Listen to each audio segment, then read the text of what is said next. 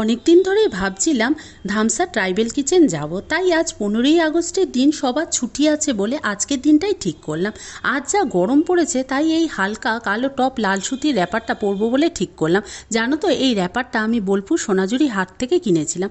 দেখো বন্ধুরা, আমরা ধামসাতে ঢুকছি। বিশাল তবলা আকৃতি যেটা দেখছো, এটাই হচ্ছে ওদের এসি রেস্টুরেন্ট।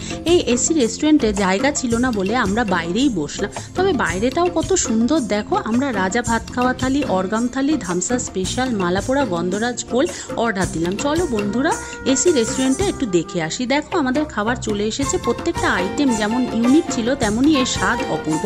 আর এখানকার স্পেশাল মালাপোড়া তোমরা আসলে অবশ্যই ট্রাই করো।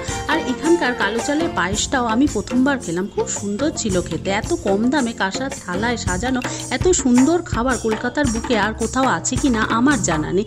খাওয়া দাওয়া শেষের পর একটু চারপাশটা ঘুরলাম। বাই।